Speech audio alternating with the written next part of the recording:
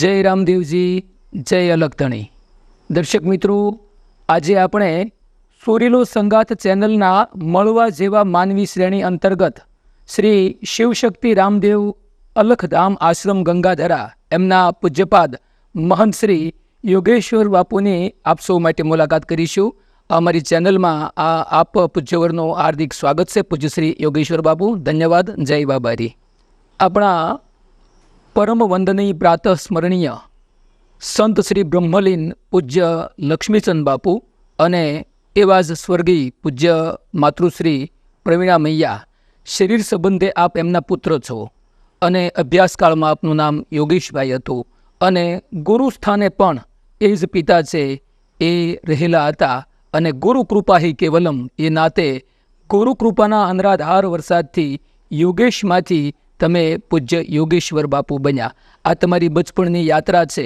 એમાં પિતૃ માતૃ વાત્સલ્યની સાથે અહર્નિશ ગુરુ કૃપા એની જે અનુભૂતિ હોય એમની બચપણના જીવનની શરૂઆતથી અમારા દર્શક મિત્રો માટે થોડો પ્રકાશ પાડશો. સર્વપ્રથમ આપ સૌને મારા પ્રણામ. જય રામદેવજી. જય રામદેવજી, ધન્યવાદ. પૂજ્ય બાપુ અને પૂજ્ય બા એક નાદ અને બુંદનો સંબંધ છે. વાહ. ગુરુ કૃપા હિ કેવલમ, કે પિતા કરતાં વધારે પણ મને એ મારા ગુરુ છે એનો વધારે મને ગૌરવ છે. જી જી. અભ્યાસ કાળ દરમિયાન અને ત્યાર પછી પૂજ્ય બાપુ 9/4/2016 ચૈત્ર સુદ બીજના દિવસે બ્રહ્મલીન થયા. જી. ત્યાર પછી ચૈત્ર સુદ 13 મહાવીર જયંતિ એટલે અલગધામનો વાર્ષિક ઉત્સવ હતો. એ દિવસે અહીં ભજન, સત્સંગ, જ્યોતિપાઠ અને બધું જ હતું. તો સાધુ સંતો પણ એ દિવસે આવ્યા હતા. તો એમના મનમાં એમ થયું કે આપણે એમની તિલક વિધિ કરવી જોઈએ એમ. અને મને આ કંઈ ખબર હતી નહીં, પણ મને બોલાવીને પછી બધા સંતો બેઠા હતા અને એની વચ્ચે પછી મને જ્યારે બોલાવવામાં આવ્યો અને મારે જ્યાં જવાનું થયું ને પછી મને કીધું કે તમારી આજે તિલક વિધિ થશે અને વિશેષ જવાબદારી અને એક વિશેષ નામ તમને આજે મળશે. બરાબર. એવી દરેક સંતોએ વાત કરી. મને એટલી કંઈ ખબર હતી નહીં. દરેક પૂજ્યની વાતો સાંભળીને પછી મેં એમને એ જ કીધું કે મારી જે ફરજ છે અને એમાંય મારું જે કર્મ છે મારે કરવાનું જ છે, પણ આ તિલક તમે કહો છો એ બરાબર છે કે પરંપરા એ જાળવી છે અને એ દરેક સંતોના વચનો અને દરેક સંતોની વાતો શિરોમાન્ય રાખીને મેં હા કરી અને આજ્ઞાનો સ્વીકાર કર્યો. એ દિવસે પછી તિલક વિધિ થઈ અને ત્યાર પછી આ એક નામ એમણે નામ યોગેશભાઈમાંથી પૂજ્ય યોગેશ્વર બાપુ. અને ત્યારે પણ મેં કીધું હતું કે હું કદાચ આ ગાદી ઉપર બેસવા લાયક નથી. જી. કારણ કે એ જગ્યા ઉપર બેસીને જે આપણું દાયિત્વ નિભાવવાનું હોય, જી જી, આપણે જે રીતે એ રહેવાનું હોય, કદાચ મારી આ ઉંમરમાં પણ જો મારા ઉપર વિશેષ પૂજ્ય બાપુની અસીમ કૃપા, જી જી, મા બાપના આશીર્વાદ અને ઇષ્ટ રામદેવજી મહારાજને ખૂબ વાહ વાહ, ખૂબ ખૂબ ધન્યવાદ. તો પૂજ્ય બ્રહ્મલીન પરમ પ્રેરણા મૂર્તિ પ્રાતઃ સ્મરણીય સંત શ્રી લક્ષ્મીચંદ બાપુ, લોકમુખે સાંભળ્યું છે કે બાપુ છે એ તો કોઈ અવતારી આત્મા હતા અને બાબા રામદેવ પીરના ચરણોમાં એનું નામ અને એનું કામ કરવા માટે જ જાણે અવતાર લીધો હોય તેમ. ભક્તિ પરિપક્વ થતાં થતાં થતાં પછી એક કાયમી આશ્રમની જગ્યા શોધવા માટે એક એવું ધગેલું તળિયું જેને કહેવાય આપણી ભાષામાં, એની શોધમાં 30-31 જગ્યાએ અલગ અલગ સર્વેક્ષણ કર્યું અને છેવટે જંગલમાં મંગલ થાય અને અંધકારમાં દીવડો પ્રગટે એવી રીતે આ 32મી જગ્યા લગભગ, હું ન ભૂલતો હોઉં તો, ગંગાધરા આપણા અલગધામ આશ્રમની જે જગ્યા છે એ પસંદ કરી જી અને ત્યાં બાબા રામદેવ પીરના નામની જ્યોત પેટાવી જી. અને નકલિંગ ધણીનો નેજો ખોડી અને આશ્રમના શ્રી ગણેશને સ્થાપના કરેલી. જી એ કેટલા વર્ષ પહેલાં અને પછી એ આશ્રમનો પાયો નંખાણો, ત્યાંથી લઈ ઉત્તરોત્તર ધીમે ધીમે જે વિકાસ અને વિસ્તાર થતો ગયો, એના વિશે એ આખી જે પ્રગતિનો પંથ છે, વિકાસ યાત્રા, એના વિશે થોડી જાણ કરશો. અલગધામની સ્થાપના 1994માં, એટલે લગભગ 4 દાયકા પહેલાં. 4 દાયકા પહેલાં. અને રામનવમીના દિવસથી પ્રતિષ્ઠાની શરૂઆત થઈ હતી અને 5 દિવસ સુધી પ્રતિષ્ઠાનો કાર્યક્રમ જે હતો એ ચાલુ હતો. અને ચૈત્ર સુદ તેરસ એટલે મહાવીર જયંતિના દિવસે, જયંતિ એ દિવસે રામદેવજી મહારાજ તેમજ આપણા ધર્મના જે દેવી દેવતાઓ છે, જી ગણેશજીથી હનુમાનજી મહારાજ, એ દરેકની પ્રાણ પ્રતિષ્ઠા વૈદિક મંત્રોચ્ચાર બ્રાહ્મણની સાક્ષીએ અહીં પ્રતિષ્ઠા કરવામાં આવી. અને એથી પહેલાંની જો વાત કરું તો અહીંયા અમે પણ, મારી ઉંમર પણ ખૂબ ત્યારે નાની ને જે કંઈ સમજ ન, તો અહીંયા કાંઈ જ ન હતું. એટલે આપણે કદાચ આવવું હોય ને ક્યાં બેસવું હોય તો એક પ્રશ્ન હતો. બેસવું તો ઠીક, પણ આવવું કેમ? હા. પણ એ રામદેવજી મહારાજની કૃપા અને બાપુની ભક્તિ કેવો, ભક્તિનો બાપુની પરિશ્રમ કેવો, બાપુની તપસ્યા કેવો, બાપુનું જે કાંઈક હોય, બરાબર. એટલે દરેક મહાપુરુષોના જીવનમાં સંઘર્ષ હોય જ છે. ચોક્કસ. અને એ કોઈ પણ ક્ષેત્ર હોય, એ આધ્યાત્મિક ક્ષેત્ર હોય, રાજકીય ક્ષેત્ર હોય, સામાજિક ક્ષેત્ર હોય, એમ જે કોઈક મહાપુરુષો થઈ ગયા એની પાછળ કે એના જીવનમાં સંઘર્ષ હશે તો જ એનો ઇતિહાસ હશે, અને જેનો ઇતિહાસ છે એનો સંઘર્ષ હશે. એમ પૂજ્ય બાપુએ પણ ખૂબ જ સંઘર્ષ કરીને, વાત જો હું પૂજ્ય બાપુની કરું તો ખૂબ જ મને પણ એમ થાય છે કે હું આની ક્યાંથી શરૂઆત કરું. એવી પરિસ્થિતિમાંથી, એ પરિસ્થિતિમાંથી પસાર થવું એ બહુ કઠિન હતું. અને કદાચ એવો પણ એક વખત વિચાર આવી જાય કે આ બધું સહેલું નથી આપણે અહીંયાથી, પણ જેના ઉપર બાબા રામદેવજી મહારાજની કૃપા અને કદાચ પૂજ્ય બાપુ આ કામ કરવા માટે જ અહીં એમને આવવાનું થયું હશે એવું કહી શકાય. એમાં કસોટી હોય પણ પરાજય ન હોય. જે સત્ય છે, આપણે ત્યાં કહેવાય છે કે સત્ય છે એ પરેશાન ખૂબ હોય છે, પરંતુ પરાસ્ત ક્યારેય થતો નથી. બાપુનું જે દેહ હતો, નશ્વર શરીર હતું, એનું નિર્વાણ એ ક્યારે થયું, અને એ થયું એ પહેલાં એને શું અગાઉ કોઈ સંકેત કે એવું આપેલું? 2016 અને 6 થી 8 મહિના પૂજ્ય બાપુની તબિયત થોડી તંદુરસ્ત હતી. જી. શરીર સારું હતું. ત્યાર પછી એમની થોડી સારવાર પણ થઈ. અને પૂજ્ય બાપુને એવું પણ કીધું કે બાપુ, તમે દવા આપીને બીજાને સારા કરો છો, જી, તો તમે કેમ? આવા પણ પ્રશ્ન હતા. જી. અને મેં સાંભળ્યા છે. ત્યારે બાપુએ એ જ કીધું હતું કે આ શરીરનું દુઃખ છે, અને જે કંઈક મારું હશે કર્મ, એ મારે ચૂકવવાનું છે. બરાબર. મારે જે ભોગવવાનું છે ભોગવવાનું છે. એથી પહેલાં ચૈત્ર સુદ બીજ, હું વાત કરું છું તમને, બાપુ જે નિર્વાણ થયા ચૈત્ર સુદ બીજના, જી, એથી 3 દિવસ અગાઉ બાપુએ એવું કીધું હતું કે બસ ચૈત્ર સુદ બીજનો દિવસ એ મારા માટે નક્કી નિર્ધાર છે. વાહ. પૂજ્ય રામદેવજી મહારાજના ચરણ શરણમાં મારે જવું છે, અને એ વાયક આવી ગયો છે ને માયક જેલી લીધો છે. એવા શબ્દ બાપુએ કીધા હતા. અને 1 મહિના પહેલાં અહીંયા, એટલે ફાગણ સુદ બીજ આવે, તો એ દિવસે પણ જાહેરમાં બાપુએ કીધું હતું કે આવતી બીજે કદાચ આપણે ન પણ મળીએ. અને આ તો 3 દિવસ અગાઉની વાત છે. અને બાપુએ એવું કીધું હતું કે મારી જગ્યા મારી બોરડી, કે અલગધામની સ્થાપના, મતલબ જ્યારે આ જગ્યાનું નિર્માણ થયું અહીંયા અલગધામ માટેનું, તો બાપુની જે બેઠક હતી, એ નીચે બાપુની જે સમાધિ સ્થાન છે અત્યારે ત્યાં, તો બાપુ એમ કીધું હતું કે મારી જગ્યા મારી બોરડી, એટલે મને ત્યાં જ મને વિસામો. આપજો. મારું આપજો. અને ત્યાં પહેલાં કુટીર હતી. તો બાપુએ તો આવું કીધું કે તમે ત્યાં જઈને એ કુટીર છે એને જમીન દોસ્ત કરો, કારણ કે તો જ હા, સમાધિનું સ્થળ સમાધિનું સ્થાન તૈયાર થઈ કરવા શકે. માટે. એક બાજુ પ્રશ્ન એવો હતો, બાપુનો શ્વાસ ચાલે છે, એક બાપુની આજ્ઞા છે, અને બીજી તરફ સમાજ કે દુનિયા એવું કહેશે કે એક બાજુ બાપુનો શ્વાસ ચાલે છે અને બીજી બાજુ તમે તૈયારી કરો છો. અગાઉ તૈયારી કરે છે એમ. હા, તો એ થોડું, અને અમે બધા એક વખત તો આવી જ ગયા હતા અને ફરી પાછા અહીંયાથી મોતા ગયા હતા અને બાપુને એમ કીધું હતું કે બાપુ માફ કરજો, અમારાથી આ ન નહીં થઈ શકે.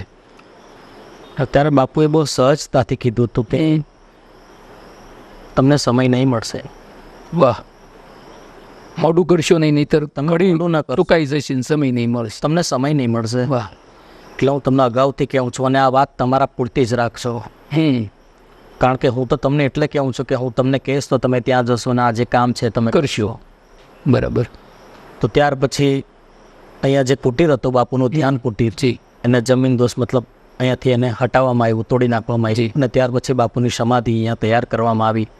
અને બરાબર જે બાપુએ સમય કીધો હતો એ સમય અને ચૈત્ર સુદ બીજ એ બાપુએ નિર્વાણ લીધું. નિર્વાણ. બાપુએ પછી રજા લીધી. અને એમની જે મૂળ બેઠકની બોરડી હતી ત્યાં એને સમાધિ આપી. હાજી.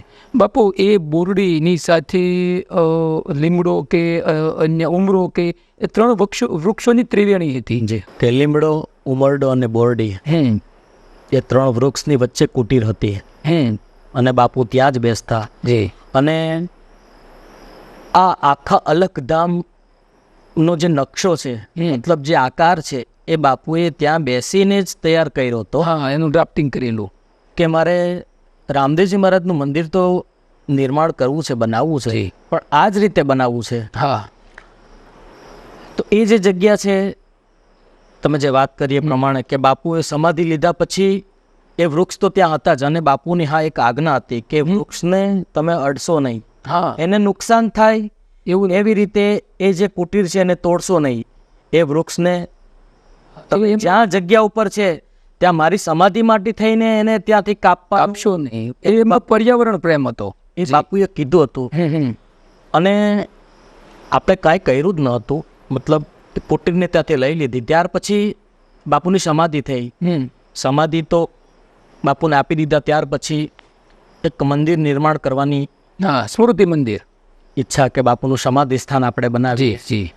પણ એમાં એવું થતું હતું કે મંદિર કાં ક્રોસ થાય, આમ સીધો ન હા, થાય. હા, કારણ કે જે ઝાડ છે હા, એ થોડું અડચણરૂપ હતું. બરાબર. બાપુની આજ્ઞા હતી કે આને તમે કાપશો નહીં. કાપશો નહીં એમ. પણ રાત્રેના 10 વાગ્યા પછીનો એક સમય હતો કે બાપુને સમાધિ આપ્યા પછી એ લીમડો ત્યાંથી આપોઆપ એમણે, તમે જે હમણાં કીધું ને કે સમર્પણ, હા, લીમડાએ પણ સમર્પણ કર્યું. કે બાપુની સમાધિ સ્થાનમાં, કે ખરેખર એ જ થોડો અડચણરૂપ હતું આમ, હા, પણ એમણે પણ ત્યાંથી એ જગ્યા આપી. ત્યાર પછી બાપુનું સમાધિ સ્થાન નિર્માણ કરવામાં આવ્યું. અને એ લીમડો હાલ અત્યારે પણ બાપુનું એક સ્મૃતિ, જી, એક યાદ પ્રદર્શની છે. જે ત્યાં રાખ્યું છે, એની અંદર આ લીમડો પણ હાલ અત્યારે પણ ત્યાં મૂકવામાં આવ્યો છે. જી. કે જેવી રીતે ત્યાંથી નીકળી ગયો આપોઆપ, તો એ જ રીતે ત્યાં એને મૂકવામાં આવ્યો છે.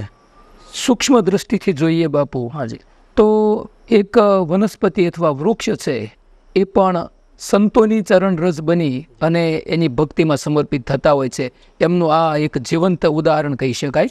અને પૂજ્ય બા, પ્રાતઃ સ્મરણીય પરમ વંદનીય, એ અખંડ ભારતની ભગવદી નારી પૂજ્ય બા પ્રવીણા મૈયા, એમનું નિર્વાણ ક્યારે થયેલું? બાપુના નિર્વાણ પછી. બાપુના નિર્વાણ પછી પૂજ્ય બાનું નિર્વાણ, મતલબ અત્યારે બાપુને 8 વર્ષ પૂરા થયા અને 9મું વર્ષની શરૂઆત જી. ચૈત્ર સુદ બીજના દિવસે, એટલે કે 10/4/2024, એટલે હમણાં એથી આવશે 2 મહિના અગાઉ જ પૂજ્ય બાએ, એમાં પણ એવું થયું કે ચૈત્ર સુદ બીજ હતી અને ભજન સત્સંગ હતા, અને સવારે પાઠને વિરામ આપ્યો અને બાને પણ પછી વિરામ લઈ લીધો. આમ એક દિવસ માટે હોસ્પિટલમાં એમને સારવાર માટે લઈ ગયા હતા. તો એ સારવાર એક દિવસ માટેની રહી અને પાંચમના દિવસે બાએ એમના છેલ્લા શ્વાસ લીધા હતા. એટલે આપણે જ્યોતિપાઠની પરંપરામાં જ્યોતને પરોઢીએ પાછી વાળવામાં આવે છે. હાજી. એ જ્યોત વળી એની સાથે એમની જે આત્મચેતનાની જ્યોત હતી એ પણ બાબા રામદેવજીના ચરણોમાં, પૂજ્ય બાપુના ચરણોમાં વિલીન થઈ. એટલે એની સાથે બાપુએ પણ ચૈત્ર મહિનામાં જ, હા બાનું પણ ચૈત્ર મહિનામાં, જી પૂજ્ય બાપુની બીજ, બાની પાંચમ, બાપુનો શનિવાર અને બાનો પણ શનિવાર રહ્યો. અભૂતપૂર્વ સંયોગ કહેવાય. એ આપણને લૌકિક રીતે કે સંસારી જીવોને ન સમજાય એવી કંઈક સૂક્ષ્મ પ્રેરણા હોય છે એમાં. ત્યારે શરીરથી પૂજ્ય બાપુ કે પૂજ્ય બા આપણા વચ્ચે આજે ભલે નથી, પરંતુ હજારો નહીં લાખો સેવક સમુદાય કે જેમની પરંપરાઓથી બાબા રામદેવજીના ચરણોમાં અનન્ય આસ્થા અને શ્રદ્ધા રહેલી છે બાપુ, એ આ આશ્રમના પટાંગણમાં આવે, અહીંની ધૂળને, અહીંની પવિત્ર માટીને એમનો સ્પર્શ પણ થાય તો એક ઓરા મંડળ, એક ઉર્જા, ધ કોસ્મિક પાવર, એક એનર્જી છે કે પૂજ્ય બા અને બાપુ અમારી આજુબાજુમાં જ છે, અમારી સાથે જ છે, અમારી નજીક જ છે. કહેવાનું તાત્પર્ય એ છે કે સંતોષ એ શરીરથી વિદાય લેતા હોય છે, પરંતુ એમની જે આત્મચેતના, પ્રેરણા અને આશીર્વાદ બની એ એમના ભક્તો અને સેવકો વચ્ચેથી ક્યારેય વિદાય લેતી હોતી નથી. એવી રીતે શરીરથી ભલે પૂજ્ય બાપુ અને બા આપણા વચ્ચે આજે હાજર નથી, પરંતુ સૂક્ષ્મ રૂપે, ચેતના સ્વરૂપે, આશીર્વાદની ગંગાના સ્વરૂપે એ આપણા સૌની હંમેશા સાથે જ છે. પૂજ્ય બાપુની 2016માં શરીરની વિદાય થઈ, તે લગભગ 8 વર્ષ થયા છે. એમની નિર્વાણ તિથિના નિમિત્તે આપણા આશ્રમમાં કોઈ એવા ધર્મોત્સવનું આયોજન વગેરે કરવામાં આવે છે? જે આમ 12 બીજ, જી વર્ષની 12 બીજ, અહીં દર બીજના દિવસે બીજા હોય જ્યોતિપાઠ હોય જ. અને ભંડારો હા તો રોજ જ હોય. હા બીજના દિવસે વિશેષ દર્શનાર્થી મહાપ્રસાદનો લાભ લે છે. જી ચોક્કસ. અને પૂજ્ય બાપુની તિથિ પણ હા એ બીજમાં જ આવી હોય જાય છે. જી એમ ગુરુ પૂર્ણિમા છે. હા, એ સિવાયના ઉત્સવોમાં હું એ જ આગળનો પ્રશ્ન હતો કે એ સિવાયના વર્ષ દરમિયાનના અન્ય કયા કયા તહેવારો, ઉત્સવો, ધર્મોત્સવો વગેરે ઉજવાય છે? જન્માષ્ટમી, જી રામનવમી જી અને બાબા રામદેવજી મહારાજના નવરાત્ર. વાહ, ભાદરવામાં મહિનો. વાહ વી વાહ. એ 11 દિવસનો આમ મેળાનો માહોલ હોય છે. હા અને એક આસ્થા અને શ્રદ્ધાથી લોકો આવે છે દર્શનાર્થી, અને દર્શન કરી પ્રસાદ લઈને ધન્યતા અનુભવે છે. અને ત્યાર પછી માતાજીનું નવરાત્ર એટલે આસો મહિનો, એમાં પણ 9 દિવસની નવરાત્રિ થાય છે. અને રાત્રે પ્રાચીન ગરબા. વાહ, આપણા પરંપરાગત પ્રાચીન ભક્તિભાવવાળા ગરબા. એ ગરબા અહીં ગાવામાં આવે, રાત્રે 9 થી 12 વાગ્યા સુધી હોય છે. વાહ ભાઈ વાહ. અને એમાં પણ દરેક ભક્તો હોય છે.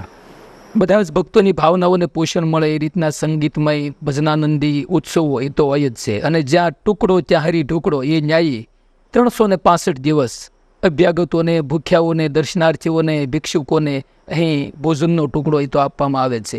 વિશેષ રૂપે ભાદરવા અને આસોના નવરાત્રામાં, ગુરુ પૂર્ણિમા, બારી બીજ, રામનવમી, જન્માષ્ટમી, એમાં વિશેષ રૂપથી વિશેષ મોટી સંખ્યાના સેવક સમુદાય સાથે ભજન અને ભોજન જી અને સાથે સત્સંગની ત્રિવેણીનો સંગમ એ સર્જાતો હોય છે. આ થઈ આપણી આશ્રમની પ્રવૃત્તિઓ.